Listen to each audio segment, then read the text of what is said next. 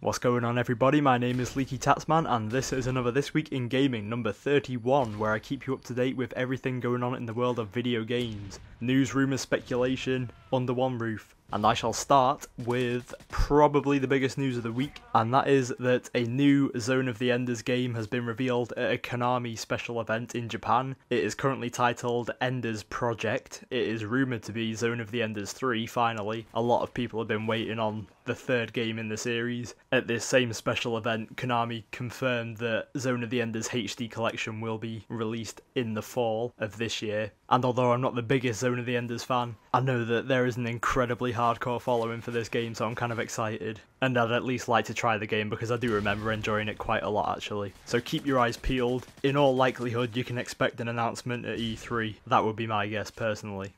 Okay, another big rumour for E3 is the potential announcement of another Castlevania game, not the 2D iterations, but the Lord of Shadows. Apparently a second one is in the works. It'll be announced at E3, and this was from a source which has gotten a lot of previous E3 rumours correct, so although don't take it as fact, you can err it on the side of probable rather than improbable. Not played the original, no idea if it's any good, but the 2D games are pretty good, so I'll be keeping a keen interest. And again, with E3 coming around the corner, it's less than 2 weeks away. These announcements are going to be coming thick and fast, so I might do a few videos over the course of E3 just to keep up with it all, but I'll keep going with the news for now. Alright, this is a bit of a strange one, and one that no one would have called, but Valve and Overkill are going to be collaborating on a combination of Left 4 Dead and Payday the Heist. It's described as a very cool blend of Payday the Heist and Left 4 Dead. They didn't go into any specifics. One can assume that it's going to be a game featuring the two elements, I don't know how, but they were both cooperative oriented shooters. So I guess they do share that similarity. How they'll make the two games coexist together, I've no idea, but it's certainly an interesting project to announce, and one that I'll definitely be keeping an eye on, and I'd recommend all of you to. That said, Valve, would it kill you to make a Left 4 Dead 3 or any game with a number 3 on the end? I think it would at this point, I really do. Another quite cool announcement is the revealing of Bungie's latest game under Activision, or their first game under Activision. It is a sci-fi first-person shooter series, sounds familiar, and it is called Destiny. It's set to launch on the 360 first, and then later on the PlayStation 3 and next-generation platforms. Basically, Bungie have got a contract with Activision, and a lot of the details of the contract leaked onto the internet, and there are an absolute glut of details. I'll just go over the main ones. This game is set to be a pretty big deal by the looks of it. There's a 4-game deal planned, with major expansions coming each alternating year, so the main games launch every 2 years, and then these expansion packs launch in between, and they're called Comets. Yeah, I'm not making this up. The first in the series is planned for 2013 on the 360 and 2014 on the PlayStation 3. Not entirely sure what to make of this news. I'm kind of happy that Bungie are making more first-person shooters because they are the absolute kings at it. But on the other hand, I'd have also liked to see them take a stab at another genre. But I'll reserve judgment until I see the game properly. The fact that they've already got 4 games planned for it before they've even shown any of the first is an alarming indication of where games are going. But I guess that's Activision for you. End mini rant.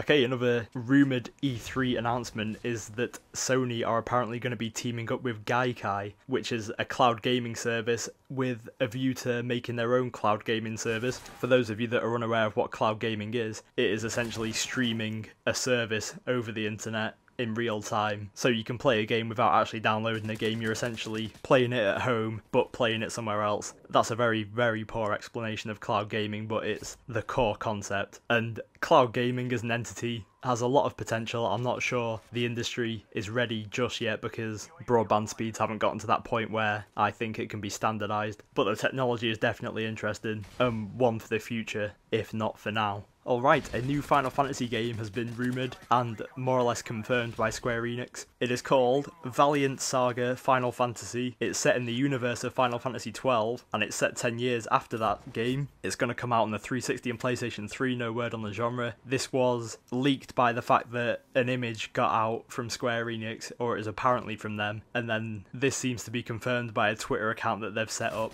which more or less confirms the fact that the game does in fact exist. So this is another one that we will probably see at E3. I'm hoping for some kind of tactics-like spin-off, personally.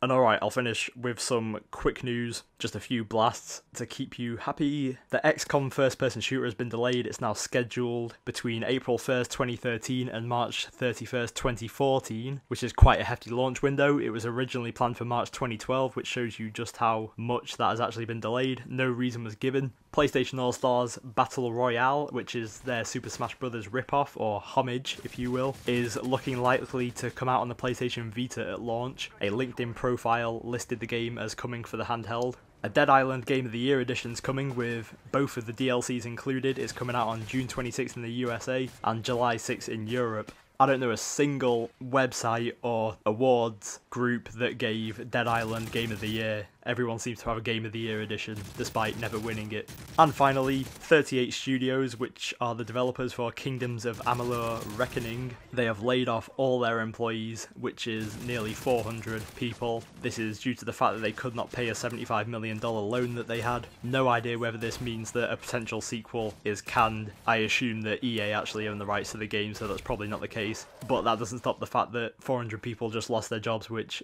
is incredibly lame. But the support from other games developers has been quite encouraging, and they've offered a lot of jobs to them, which is nice to see. So hopefully they've not been hit too hard. And that summarises more or less everything that's gone on this week in the world of games. I'll give you a quick update on my channel, because I think I've left you a bit high and dry this week. I'll apologise for the lack of wishlist, because something has come up this week that I didn't think would ever happen, and that is that there's been nice weather in England. Shock horror. So I've spent pretty much all week just outside. The graphics are pretty good, but the gameplay sucks. And it just means that my time is far less dispensable than it was. And as for the giveaway, I realised that it's been over for a while now. I've not picked the winners yet. I'll do the video sometime this week, probably Wednesday or Thursday, and I also have another giveaway planned after that even. I've already got the prizes for it, so you've got that to look forward to, but you're going to have to earn this next giveaway. I'm going to have to make you do something, I'm afraid, and I'll just leave it at that. And I thank you for watching this video. If you could hit the like button if you like the video, then it means a hell of a lot. If you like any of this, then you can subscribe to me if you haven't already, and you can follow me on Twitter,